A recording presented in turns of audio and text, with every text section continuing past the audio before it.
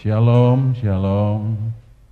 Saudara-saudaraku yang kekasih di dalam Tuhan, mari kita kembali masuk dalam hadirat Tuhan. Sebelumnya mari kita berdoa lebih dahulu. Tuhan Yesus yang Maha Kudus, yang Maha Besar, yang Maha Mulia, yang layak kami agungkan dan kami tinggikan. Kami mengucap syukur dan terima kasih. Kau masih berikan kesempatan buat kami umat-Mu Tuhan, untuk dapat memuji Engkau dan memuliakan Engkau dan mendengarkan sabda-Mu Tuhan. Biarlah Tuhan mohon pimpinan dan penyertaan-Mu Tuhan, supaya kami dapat hidup benar di dalam Engkau dan bersyukur oleh karena kemurahan-kemurahan-Mu dalam kehidupan kami. Terima kasih Tuhan, terima kasih. Dina masyikara kata kiana lama-lama.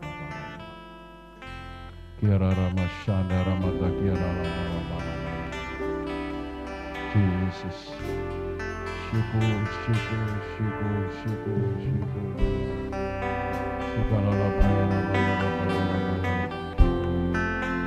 Terima kasih Tuhan.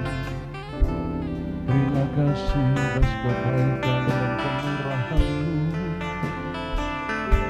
Terima kasih Yesus. Kau baik, sungguh baik. Haleluya.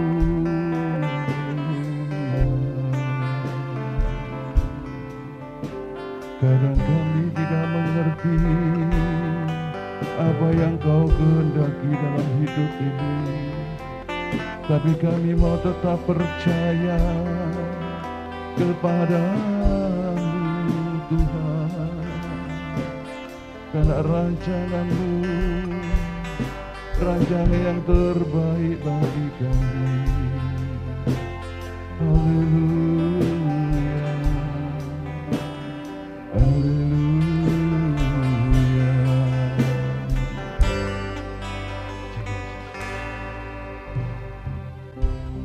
Jalan-Mu tak terselami,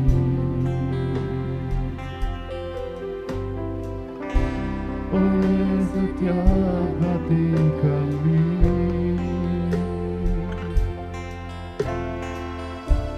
Namun satu aku percaya, ada rencana yang indah, tiada terduga kasih-Mu. Heran dan besar bagiku,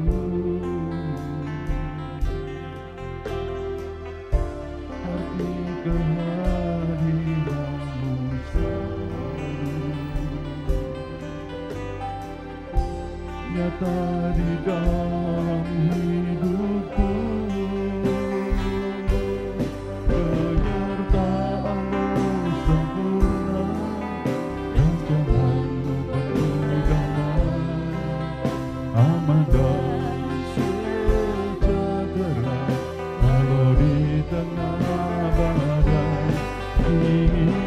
Selalu bersama, rasakan keindahan.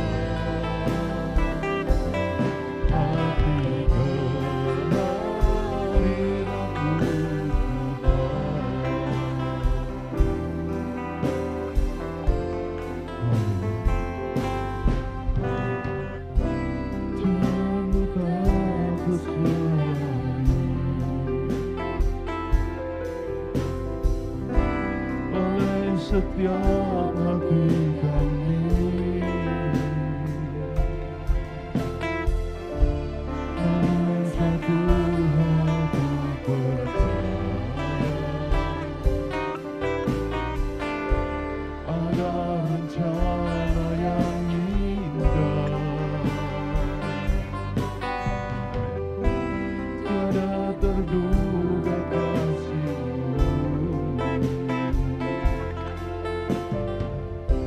terang dan besar bagiku. Arti kehadiran-Mu selalu nyata di dalam hidupku. Penyertaan-Mu sempurna, rancangan-Mu penuh damai, aman dan sejahtera, walau di tengah badai. Ingin ku selalu bersama, rasakan keindahan hati kehadiran-Mu, Tuhan. Penyertaan-Mu sempurna, rencana-Mu damai, sejahtera, walau di tengah badai. Ingin ku selalu bersama, rasakan keindahan hati kehadiran-Mu, Tuhan. Hati kehadiran-Mu, Tuhan. Hati kehadiran-Mu, Tuhan.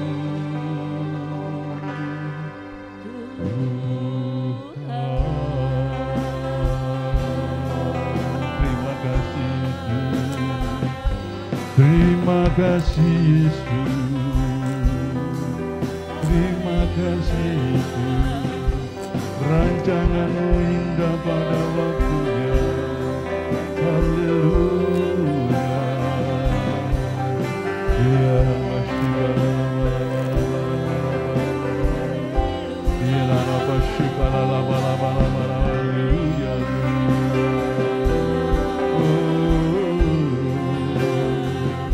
Kami percaya Engkau Tuhan, rancangan-Mu yang terbaik bagi umat-Mu. Haleluya.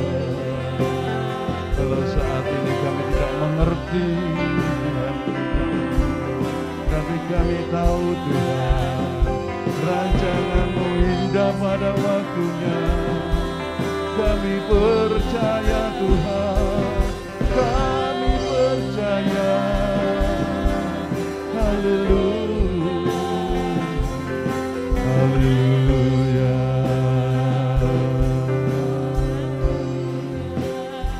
Ya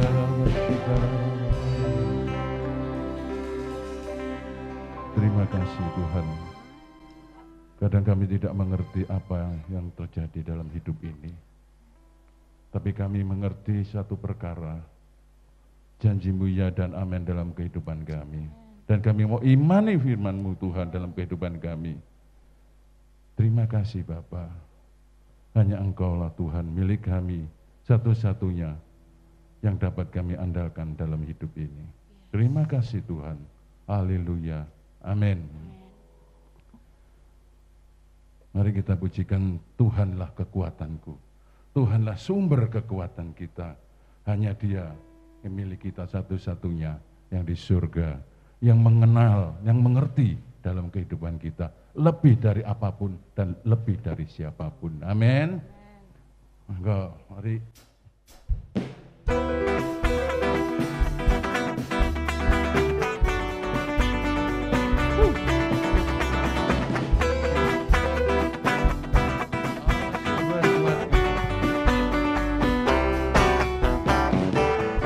Hanya Kau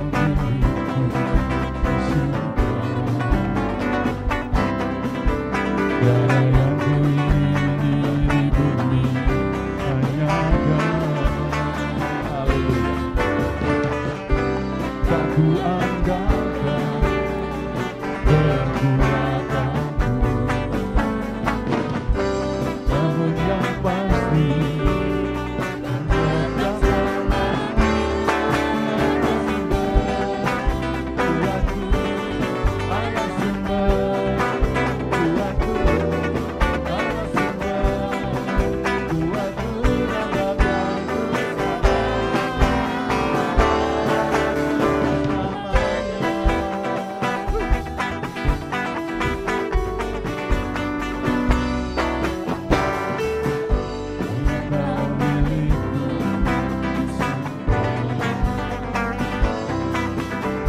tiada yang ku ingin di bumi, hanya Kau. Aku andalkan kekuatanku, namun yang pasti tetap selamanya sembah Tuhanku, Allah sembah.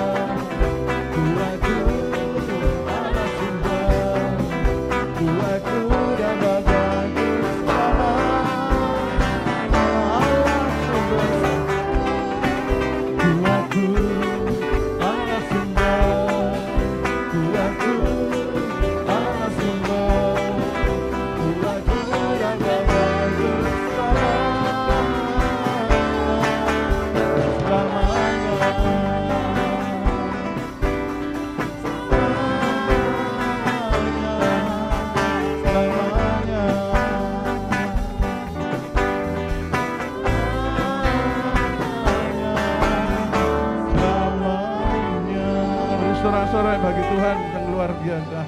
Haleluya, haleluya. Allah kita, sumber kekuatan kita, yang namanya Yesus Kristus. Sebentar kita akan masuk dalam firman Tuhan.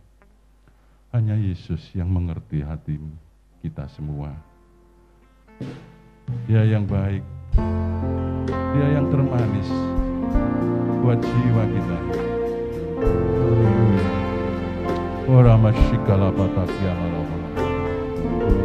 Irara masyikara patakia malama.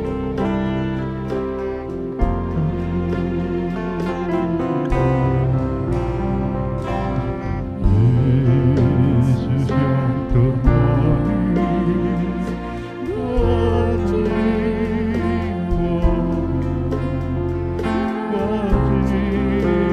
buat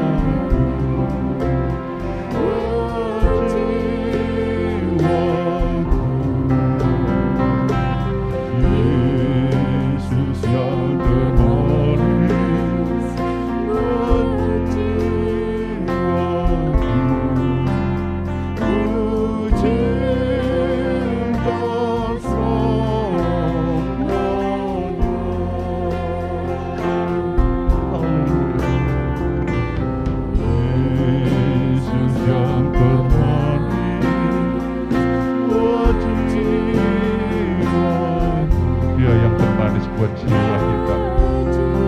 Dia mengerti jiwa-jiwa yang hancur. Oh haleluya. Datanglah pada Yesus. Yesus yang termanis buat jiwaku. Yesus yang termanis buat jiwaku.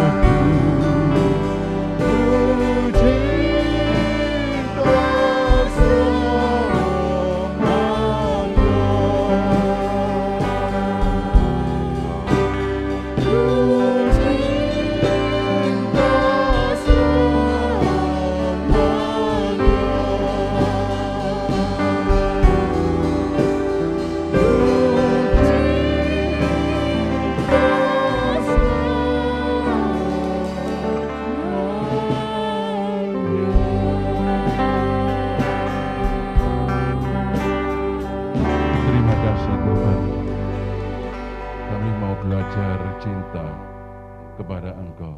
Kami mau ambil komitmen untuk hanya cinta kepada Tuhan, bukan kepada yang lain dalam dunia ini. Sebab itu Tuhan, berfirman-Lah atas kami. Kami mau melakukan setiap titah-titah-Mu dalam kehidupan kami. Karena kami tahu Tuhan, rancangan-Mu dalam kehidupan kami pasti yang terbaik bagi kami. Sebab itu Tuhan, bawa kami untuk lebih hari lebih mengerti kehendak-Mu, lebih hari lebih mensukai firman-Mu, dan menerapkan dalam kehidupan kami sehari-hari. Terima kasih Tuhan. Haleluya. Amin. Shalom, saudaraku yang terkasih dalam Kristus. Kita akan kembali belajar firman Tuhan supaya pengiringan kita kepada Tuhan menjadi berhasil. Ya. Dunia berubahnya cepat. Ini pandemi juga membuat perubahan banyak, saudaraku. 2020 kita tenang-tenang. Bulan 3 sudah mulai ada COVID. 2021, 2022 sekarang.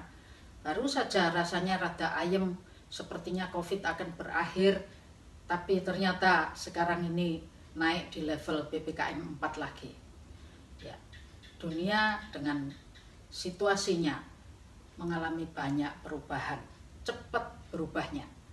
Tapi bagaimana kita menjadi anak-anak Tuhan bisa tetap eksis di tengah berubahnya dunia yang tidak menentu ini? Mari kita belajar dari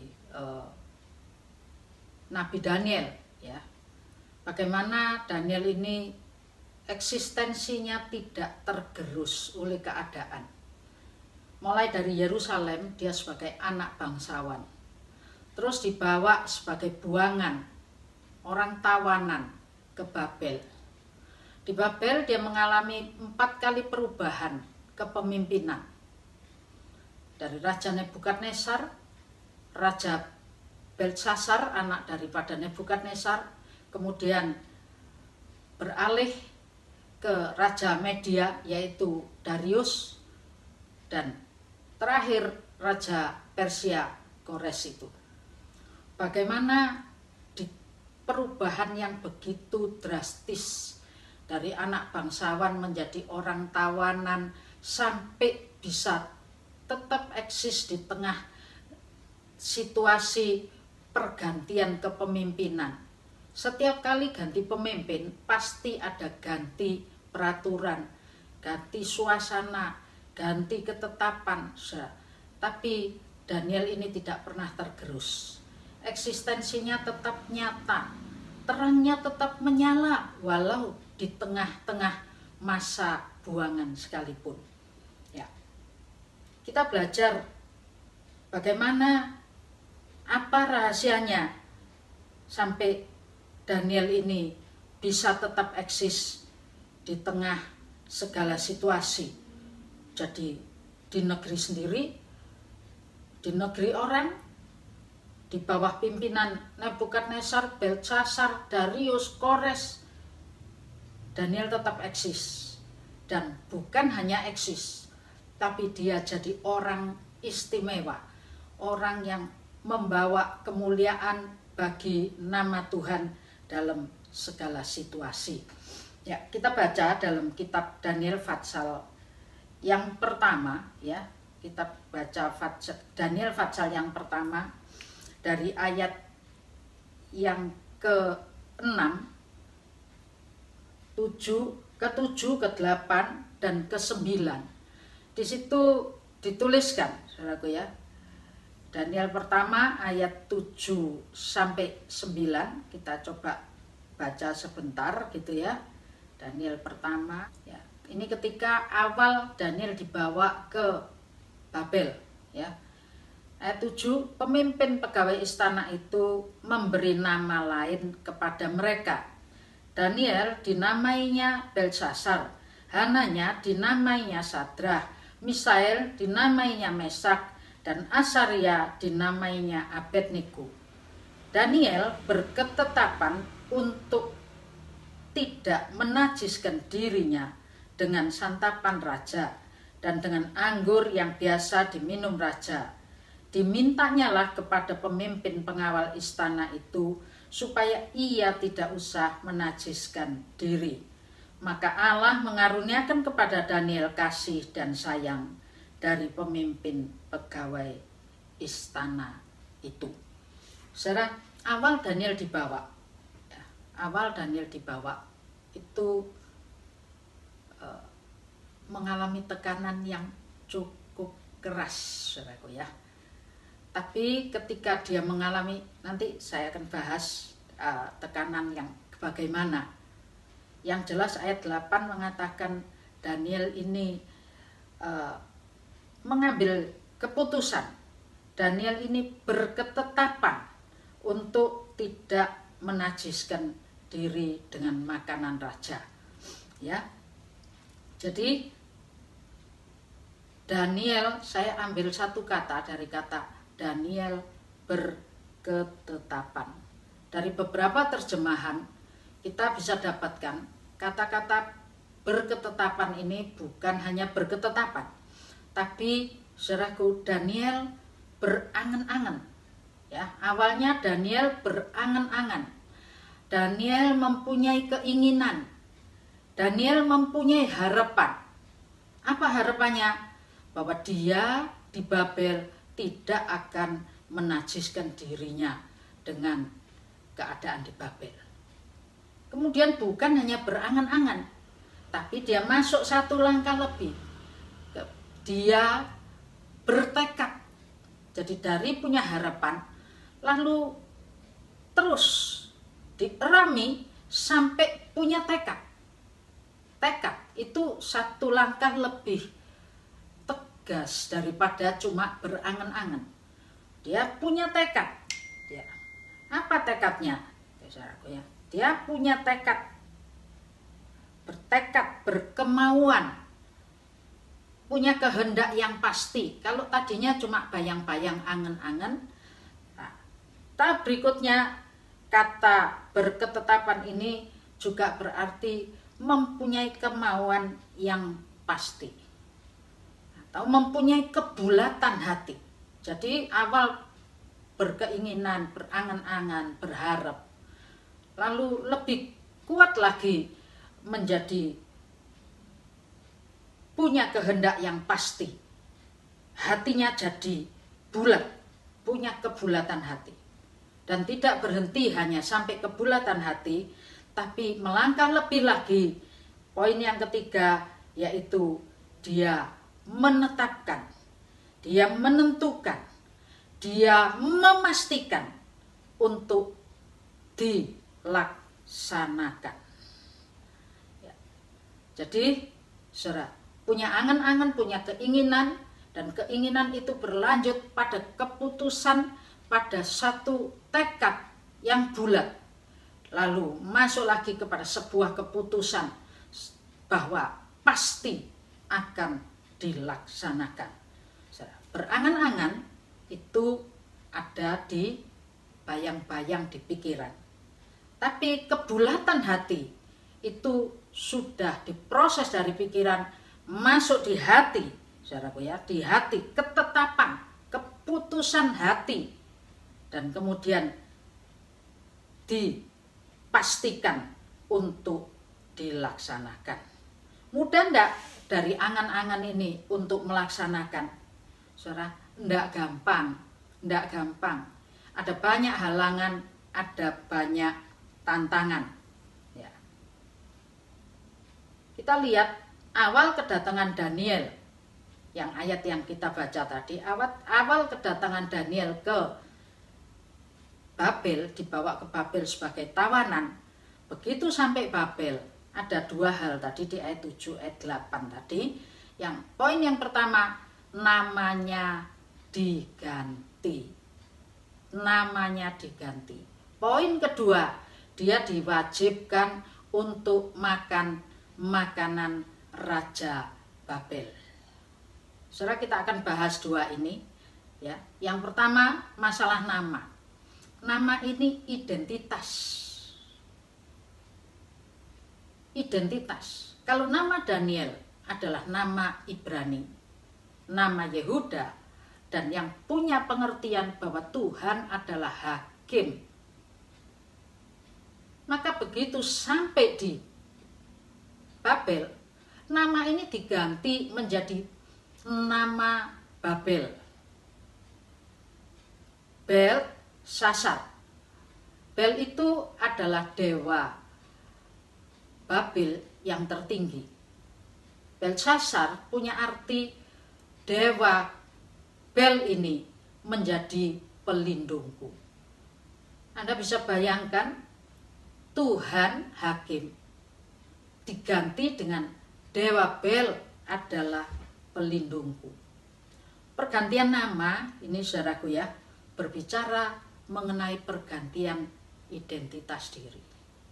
Kamu bukan lagi Yahudi, tapi kamu sudah ada nama Aram. Nama Babelnya. Nama Babel. Jadi kamu bukan Yahudi, kamu Babel. Identitas Yahudi adalah identitas sebagai bangsa pilihan Tuhan. Orang yang dikasihi Tuhan, keturunan Israel, keturunan Yakub, keturunan Abraham. Tapi ini berubah. Bukan lagi jadi orang pilihan Tuhan, tapi jadi bangsa yang di luar daripada pilihan Tuhan. Itu luar biasa, saudaraku, identitas siapa yang mau. Orang pilihan Tuhan, orang yang punya janji, orang yang punya janji keselamatan, orang yang dilindungi Allah, dijagai Allah luar biasa.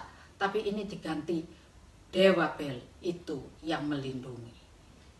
Saudara, ini sebuah tekanan.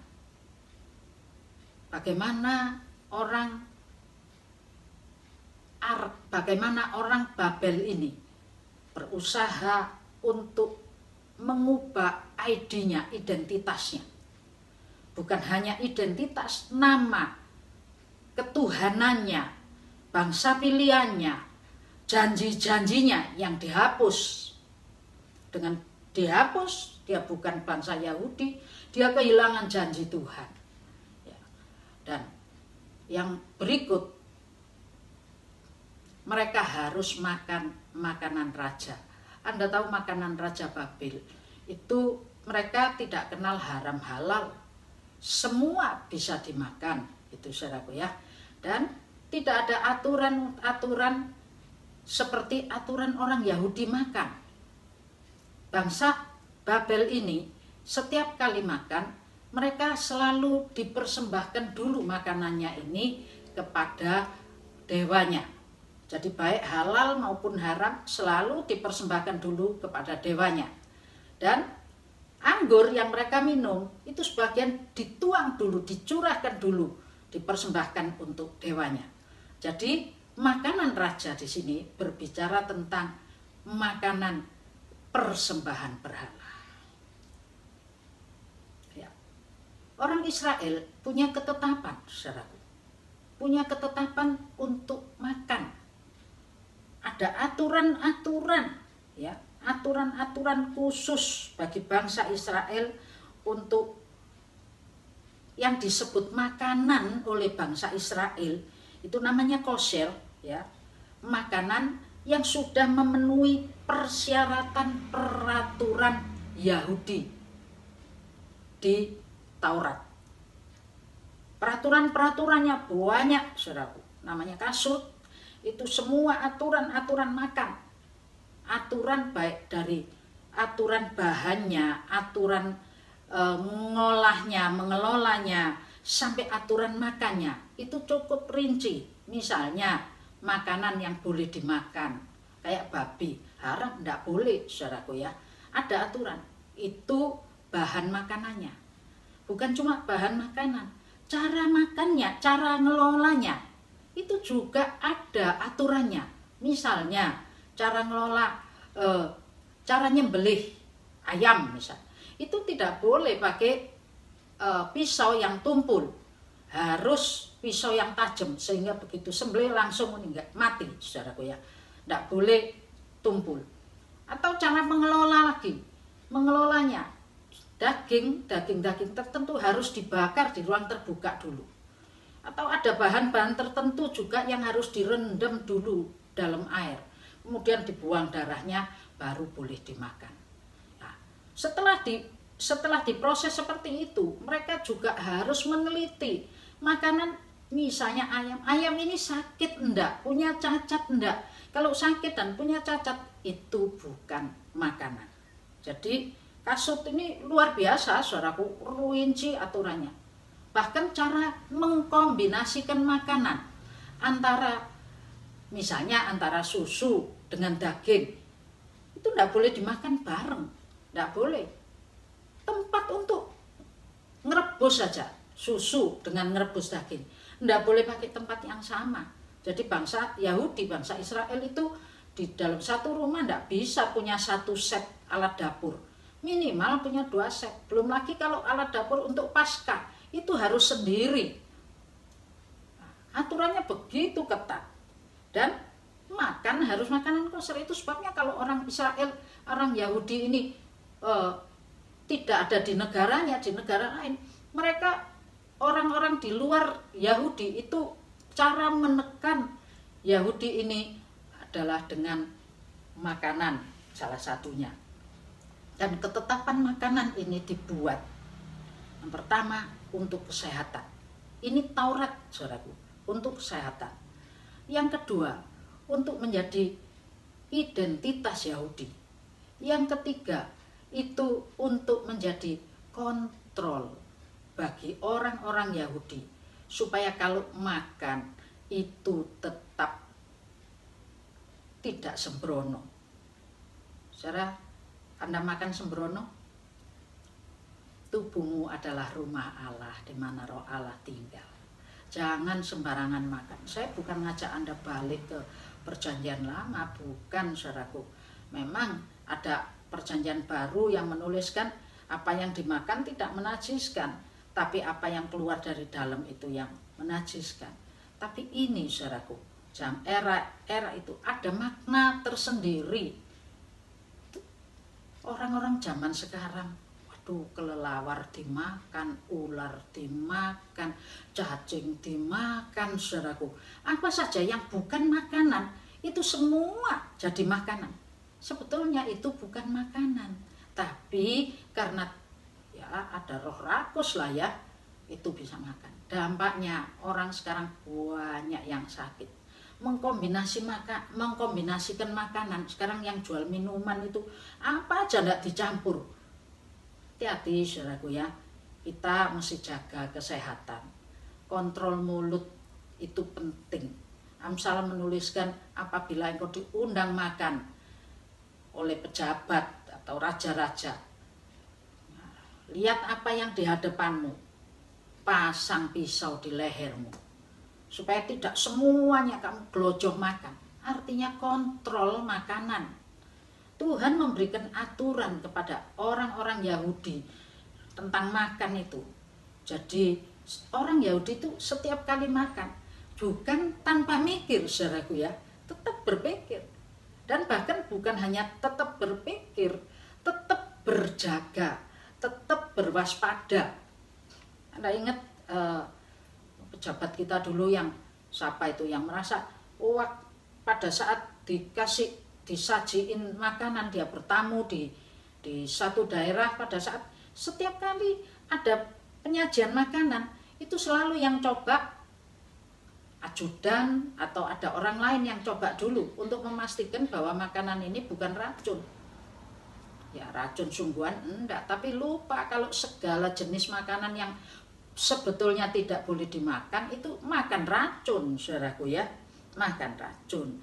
Jadi Tuhan mau supaya orang Yahudi ini lewat makanan ini hidupnya betul-betul berjaga-jaga. Yakobus katakan siapa yang tidak berdosa dengan lidahnya, dia adalah orang yang sempurna. Lidah ini bisa jadi berbicara tentang kata-kata, saudaraku ya, tapi juga tidak luput daripada makan. Siapa yang bisa tahu rasanya asin, manis, kecut, dan lain sebagainya. Ya lidah ini. Itu sebabnya kita mesti hati-hati ya. Tuhan mau supaya kita berjaga. Orang Yahudi punya aturan makan yang ketat. Nggak boleh ini, nggak boleh itu. Saudara. Termasuk sampai kombinasi campuran makanan aja. Itu diatur tenggang waktu. Orang minum susu sama makan daging. Itu harus ada jeda. Jeda waktu, ada yang 3 jam, ada yang 6 jam gitu ya aturannya. Nah, bagaimana dengan kita? Kita sembrono makan? Nah, saya ingin ajak balik. Kalau Anda tahu, sudah ngerti bahwa orang Yahudi itu makan tidak boleh sembarangan, lalu disuruh makan makanan raja. Ini aturan makanan ini berbicara tentang aturan Taurat. Berbicara tentang aturan Taurat, apabila Taurat ini dilanggar, berarti melanggar hukum Tuhan. Melanggar hukum Tuhan berarti melawan Tuhan. Ketika orang-orang buangan ini sampai ke Babel dan diwajibkan makan makanan raja, tentu saja ini merupakan pembubaran, merusakkan pola hidup. Tadi identitas dirusak, diganti, pola hidupnya juga diganti. Bukan lagi orang yang taat Taurat, taat hukum Tuhan, tapi mau dijadikan orang yang melawan ketetapan Tuhan. Ini luar biasa, ini tekanan saudaraku. Daniel tahu situasi ini. Itu sebabnya Daniel pada saat masuk dia sudah mulai merenungkan, memikirkan, sudah berharap saja tidak cukup. Dia harus menguatkan hati. Setelah dia menguatkan hati, dia memastikan akan bertindak sesuai dengan apa yang dipikirkannya, apa yang sudah diputuskannya. Jadi, saudara, keseimbangan antara pikir, hati, dan tindakan itu harus betul-betul seimbang. Ya. Tekanan yang luar biasa. Bahaya enggak ketika Daniel ini bilang, aku tidak mau makan makanan raja. Dia orang buangan, saudara. Dia tapi dengan segala resiko.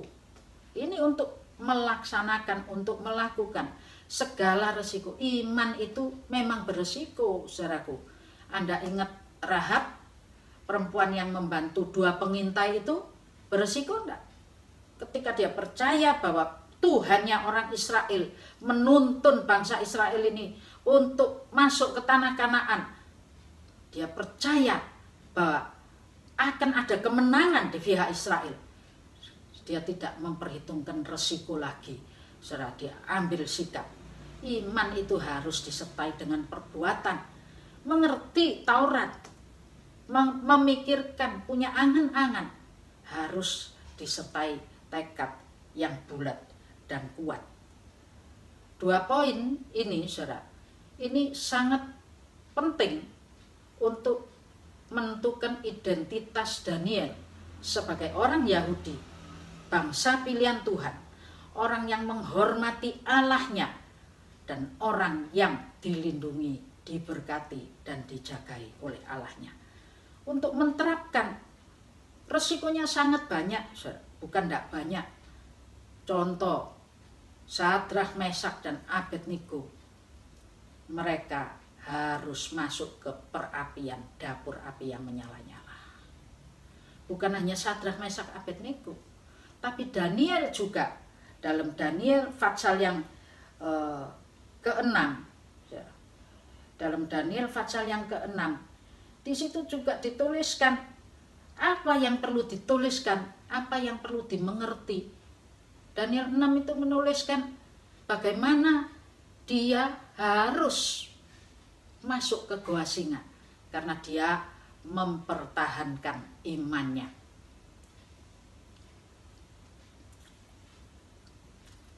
Saudara, kita sebagai anak-anak Tuhan, sebagai orang-orang pilihan Tuhan, saya yakin bukan cuma Yahudi secara jasmani, tapi Yahudi secara rohani. Perubahan di sana sini terjadi banyak. Tapi saudara, biarlah perubahan ini tidak menggerus iman kita. Dimanapun kita berada, keadaan bagaimanapun, kita harus tetap bisa eksis bahwa kita adalah anak-anak Tuhan, orang pilihan Tuhan, orang yang mengasihi Tuhan. Dan kita tahu bahwa orang yang mengasihi Tuhan itu pasti dapat pembelaan dari Tuhan. Jadi mengapa Daniel bisa eksis di segala zaman? Karena Daniel ini berpegang pada firman Tuhan. Coba di dalam kitab Yosua pasal 1 ayat 6 sampai ayat ke-9. Ya, untuk menerapkan apa yang tekad bulat yang ada di dalam hatinya, supaya bisa membuahkan sebuah tindakan yang berkenan di hadapan Tuhan. Ini Yosua 1 ayat 6 sampai 9. Kuatkan dan teguhkan hatimu, sebab engkau yang akan memimpin bangsa ini memiliki negeri yang dijanjikan dengan sumpah kepada nenek moyang mereka untuk diberikan kepada mereka. Hanya kuatkan dan teguhkan hatimu dengan sungguh-sungguh. Bertindaklah hati-hati sesuai dengan seluruh hukum yang telah diperintahkan kepadamu oleh hambaku Musa. Janganlah menyimpang ke kanan atau ke kiri, supaya engkau beruntung. Dan kemanapun engkau pergi, janganlah engkau lupa memperkatakan kitab Taurat ini, tetapi renungkanlah itu siang dan malam, supaya engkau bertindak hati-hati sesuai dengan segala yang tertulis di dalamnya. Sebab dengan demikian perjalananmu akan berhasil, engkau akan beruntung, dan bahkan bukankah telah kuperintahkan kepadamu, kuatkan dan teguhkan hatimu. Jangan kecut dan tawar hati, sebab Tuhan Allahmu menyertai engkau kemanapun engkau pergi. Saudara, ada sebuah janji bagi bangsa Israel. Saat itu ada di bawah kepemimpinan Yosua. Janji ini juga berlaku untuk semua orang. Teristimewa buat Daniel. Daniel tahu persis bagaimana bisa menerapkan ketetapan dan perintah Tuhan kalau tidak merenungkannya. Daniel bisa berharap, bisa berangan-angan untuk tidak menajiskan diri.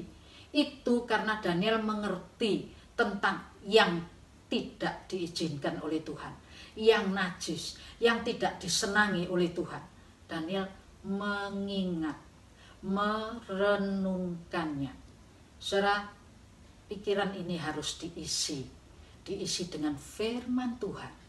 Karena ketika kita mengisi pikiran ini dengan firman Tuhan, memori kita ini penuh. Anda lihat komputer, kalau diisi, harddisknya diisi dengan sesuatu, yang keluar ya itu. Nah, supaya kita ini bisa membuahkan angan-angan yang bagus, pola pikir yang bagus, yang sesuai dengan kehendak Tuhan, maka pikiran ini juga harus diisi dengan firman Tuhan. Renungkan Taurat Tuhan, renungkan firman Tuhan. Berapa kali seminggu Anda baca firman? Ada yang tiap hari baca firman? Oh, baca Bu, saya baca. Banter-banter bacanya. Alkitab nulis bukan cuma dibaca, tapi direnungkan. Artinya dipikirkan, diingat-ingat, dimengerti. Setelah kita mengerti firman itu kita renungkan, firman itu akan masuk jadi makanan rohani yang menguatkan jiwa kita. Dan hati kita jadi kuat. Hati, Amsal katakan, apa yang dikatakan Amsal? Jaga hatimu dengan segala kewaspadaan. Karena dari situ terpancar sumber kehidupan. Yosua pasal 1 ayat 6 sampai 9, 7 sampai 9 tadi mengatakan, berapa kali? 3 kali. Kuatkan, teguhkan hatimu. Aku ingatkan kamu, kuatkan, teguhkan hatimu. Saudara, Daniel ini untuk bisa angan-angannya, tekadnya dalam hati bisa diterapkan untuk dilaksanakan dalam hidupnya, butuh menguatkan hatinya. Di sini di Yosua tadi dikatakan, jangan kecut dan tawar hati. Artinya untuk menerapkan apa yang sudah kau tekadi dengan bulat itu, bukan tidak ada tantangan. Tantangannya banyak, tapi kuatkan dan teguhkan hatimu. Ada janji di balik itu semua. Tuhan janjikan kemenangan, Tuhan janjikan berkat, Tuhan janjikan penyertaan, Tuhan janjikan pertolongan. Daniel persis, saudaraku, dia kuatkan dan teguhkan hatinya. Dia merenungkan Taurat, dia kuatkan dan teguhkan hatinya. Dia tidak mau jadi kecut dan tawar hati, tapi dia tetap melangkah. Tadi melangkah tidak ke kanan atau ke kiri, tapi tepat sesuai dengan apa yang dikehendaki Tuhan. Itu sebabnya hidupnya beruntung. Kalau Anda mau eksis di setiap keadaan, keadaan boleh berubah. Eksistensi kita sebagai anak Tuhan yang menerima janji Tuhan, yang menerima penyertaan Tuhan. Di mana ada penyertaan Tuhan, di situ ada perlindungan Tuhan. Tuhan tidak pernah membiarkan kita kerja sendiri, tapi selalu Dia ikut bekerja untuk mendatangkan kebaikan buat orang-orang yang mengasihi Dia. Ini yang dikerjakan oleh Daniel. Itu sebabnya ketika ada di Babel, saudara, dia di pasal yang ke-6, di pada saat Raja Darius, Raja Media itu, mengangkat 120 pembesar untuk mengurusi daerah-daerah. Tapi dari antara 120 pembesar ini, Raja Darius ini mengangkat 3 orang sebagai kepalanya, koordinator dari pembesar-pembesar ini. Salah satunya adalah Daniel. Dan Daniel ini pada saat pemerintahan Raja Darius, wah, yang iri hati karena dia di antara 3 yang paling top, paling dicinta oleh Raja Darius. Itu sebabnya orang-orang yang lain iri semua. Dan Anda tahu dalam Daniel pasal 6, ya, dalam Daniel pasal 6 ayat yang ke-22, ya, itu 22, 28, ya, enggak usah dibaca. Daniel itu setiap kali Anda baca di pasal 6-nya, setiap hari berdoa, punya jam-jam doa. Dan setiap kali dia berdoa, dia naik ke kamar atas di lotengnya, dan dia membuka jendelanya, menghadapkan wajahnya, melihat ke Yerusalem. Itu adalah cara Daniel untuk menguatkan hatinya. Melihat Yerusalem timbul pengharapannya. Di pasal 7, Daniel itu sudah cari, berapa lama aku ini dibuang. Yerusalem, Yerusalem, aku rindu.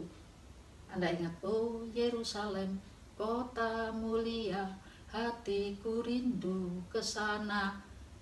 Saudara, kita juga harus ingat, arahkan pandanganmu, arahkan fokusmu ke Yerusalem yang baru. Ada janji Tuhan bagi kita, hidup yang kekal.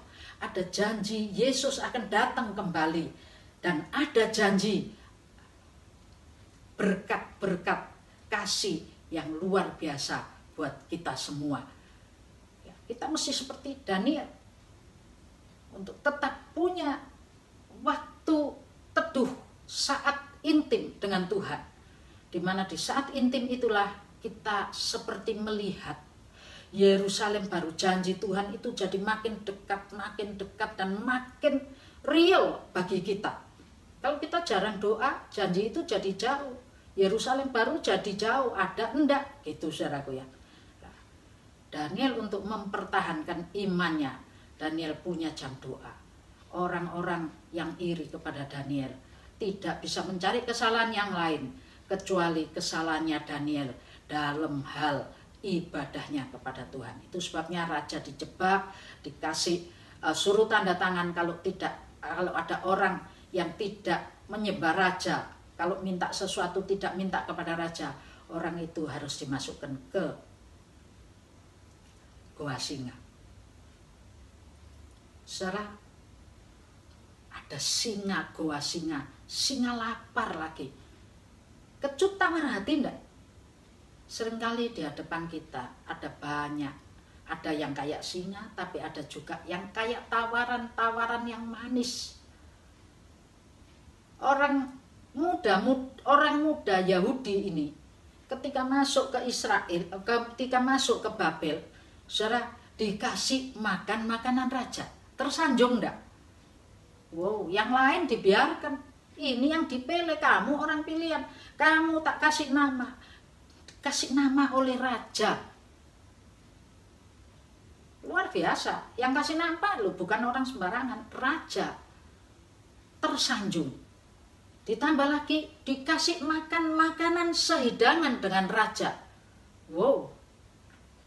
Hati-hati, saudaraku. Ada tawaran-tawaran manis. Kalau Daniel di goa singa, itu tawaran yang menyakitkan, tawaran yang menakutkan, membuat kecut dan tawar hati. Tapi kalau dikasih nama oleh raja, lalu ditambah dengan dikasih makan makanan raja, ini bukan membuat kecut dan tawar hati, ini membuat kepala jadi besar, membuat lebih tinggi. Minggu lalu saya sempat bahas tentang bagaimana sekam itu naik tinggi karena tidak berisi, gampang digonggong, gampang disanjung. Nah, ini bahaya sekali.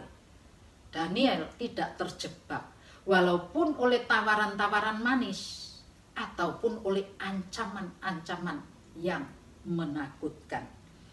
Dia tetap punya tekad yang bulat. Dia tetap punya kehendak dan dia tetap mempertahankan dirinya sebagai bangsa pilihan Tuhan. Orang yang mempunyai Allah Yakub,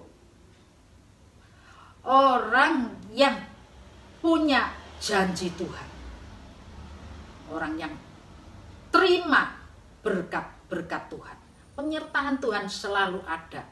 Karena apa? Karena Daniel tidak mau membuang ID-nya. Tujuannya dimanapun dia berada, dia tetap adalah Daniel. Secara nama Daniel memang dikasih nama Belsasar, tapi sebenarnya kalau Anda baca di kitab Daniel, seringkali yang muncul raja manggilnya apa? Daniel, Daniel, bukan Belsasar, saudaraku. Daniel, Daniel. Ketika raja mimpi, siapa dicari? Ketika ada tulisan menai tekain ufarsin, ketika Belsasar pesta melecehkan Tuhan dengan memakai alat-alat rumah Allah, perabotan rumah Allah untuk pesta pora, ada tulisan di dinding. Anda baca di Alkitab, istri daripada Belsasar mengingatkan, di zaman ayahanda, ayah raja, ada seorang yang namanya Daniel, orang yang penuh dengan roh dewa-dewa. Dialah yang bisa mengartikan. Jadi kondisi keimanan Daniel bukan hanya stabil, tapi makin lama makin meningkat, makin lama makin meningkat. Dinamis untuk meningkat. Dan Anda lihat apa yang terjadi. Tuhan selalu beri promosi-promosi. Kenapa Daniel bisa pegang jabatan tinggi terus? Ngimpi ya bukan kebetulan, saudaraku. Nebukadnezar mimpi. Pertama mimpi tentang patung gede dengan 4 bahan yang berbeda. lalu ada batu. Anda lihat apa yang terjadi. Semua tidak bisa mengartikan mimpi. Bahkan mimpinya juga lupa. Tapi Daniel bisa mengartikan. Tuhan bisa menutup semua akal daripada para orang-orang pinter di sana. Dan Tuhan memberikannya kepada Daniel. Hikmat yang luar biasa. Itu di zaman Nebukadnezar ada 2 kali mimpi. Mimpi yang kedua, bagaimana Nebukadnezar melihat ada pohon gede. Ini yang lupa mimpinya. Tapi Daniel bisa mengartikan. Bisa mengeluarkan mimpinya, bisa mengartikan mimpinya. Dan betul-betul terjadi. Anda tahu enggak, kalau ini adalah promosi yang Tuhan kerjakan buat Daniel. Ingat saudaraku, ayat menuliskan, jika Tuhan yang mengangkat, siapa yang bisa merendahkan? Tidak ada saudaraku. Kalau Tuhan yang memberi kesempatan, di zaman Nebukadnezar, naik berubah ke Belshazzar, tidak ada orang bisa ngartikan tulisan di dinding. Hanya Daniel saja. Itu peluang. Peluang bukan cuma untuk di Belshazzar, tapi hari itu, hari di mana Daniel itu memberitakan, menceritakan, mentafsirkan, mengartikan penglihatan tulisan tangan itu. Malam itu juga karena Belshazzar tidak mau merendahkan diri di hadapan Tuhan. Malam itu juga Belshazzar dibunuh oleh Raja Darius. Dan Raja Darius yang begitu masuk mendengar cerita dari para pembesarnya, bagaimana Daniel memberikan pengertian-pengertian tentang apa yang akan terjadi. Tuanku ditimbang ringan, itu sebabnya waktu tuanku jadi raja sudah habis. Betul, malam harinya, ndak pindah hari, saudaraku. Malamnya itu langsung namanya Darius membunuh anak Nebukadnezar ini. Dan Darius jadi raja karena dengar suasana cerita bagaimana Daniel ini berhikmat dan memberikan pengertian-pengertian. Daniel dikasih posisi terbaik juga. Lagi bukan hanya itu, sampai ke Kores. Ya, di Kores itu Daniel juga diberikan posisi yang terbaik. Ini Daniel 6 ayat yang ke-29. Daniel ini mempunyai kedudukan tinggi pada zaman pemerintahan Darius dan pada zaman pemerintahan Kores orang Persia itu. Jadi di zaman Nebukadnezar, zaman Belshazzar, zaman Darius ini dituliskan, dan zaman Kores, selalu ada jalan bagi Daniel. Karena Tuhan yang buka jalan. Kalau Tuhan sudah membuka jalan, siapa yang bisa menutupnya? Hari-hari ini mungkin ekonomi lesu, mungkin keadaan tidak aman, mungkin situasi boleh berubah. Tapi ingat, kalau Tuhan campur tangan untuk menolong kita, maka segala yang baik itu, yang terbaik yang Tuhan akan berikan kepada kita sekalian. Jadi ingat, angan-anganmu, pikiranmu, ya, 2 Korintus 10 ayat 5, jangan terima pikiran-pikiran yang menolak pengenalan akan Allah, tapi tundukkan, tawan pikiranmu tundukkan kepada Kristus. Pikirkan perkara yang di atas, pikirkan janji Tuhan, pikirkan segala yang baik, yang benar, yang indah. Ya, pikirkan itu. Maka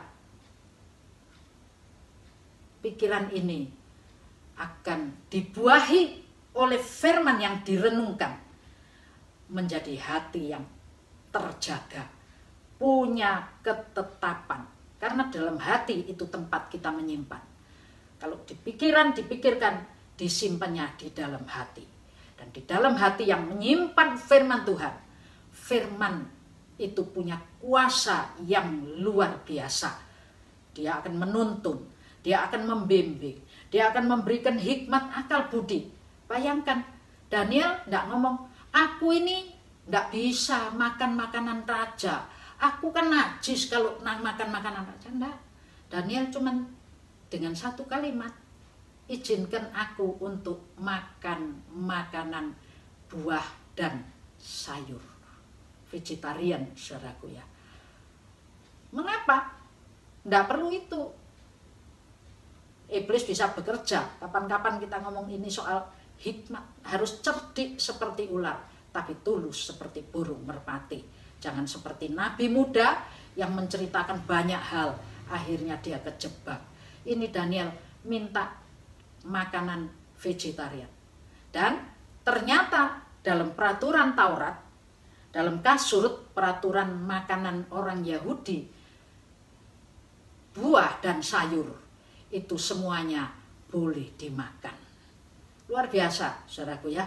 Nah, itu sebabnya mari di tengah situasi yang tidak menentu ini, kita harus cerdik seperti ular, tulus seperti burung merpati. Kita jaga kebenaran, pikirkan hal yang baik, simpan dalam hati firman Tuhan supaya hati kita jadi teguh. Daud katakan, aku menyimpannya dalam hatiku, supaya jangan aku berdosa kepadamu. Jadi kalau tidak nyimpan firman Tuhan dalam hati, bisa berdosa. Yosua dikasih Tuhan peraturan, simpan dalam hati, kuatkan, teguhkan hatimu, supaya engkau bisa berjalan tidak belok ke kanan dan ke kiri. Dan ketika engkau tidak belok ke kanan dan ke kiri, perjalananmu jadi berhasil. Engkau akan beruntung. Ayat penutup, Filipi 4 ayat 7. Saudara, situasi boleh tidak menentu, tapi jangan sampai damai sejahteramu dicuri. Karena dalam merenungkan Taurat, dalam menyimpan firman, dalam menerapkan firman Tuhan, Tuhan akan menjagai kita dalam damai sejahteranya yang melampaui segala akal dan pikiran. Filipi 4 ayat 7, damai sejahtera Allah yang melampaui segala akal dan pikiran akan memelihara hati dan pikiran dalam Kristus. Semoga damai sejahtera Allah memelihara pikiran dan hati kita. Dan karena hati pikiran dipelihara oleh damai sejahtera Kristus, maka firman yang tersimpan dalam pikiran dan hati ini akan menuntun perjalanan kita dalam hidup ini. Dan kita dijadikan berhasil, tetap eksis dalam segala situasi. Amin. Allah sumber buatku, Allah sumber buatku, Allah sumber buatku, bagai deras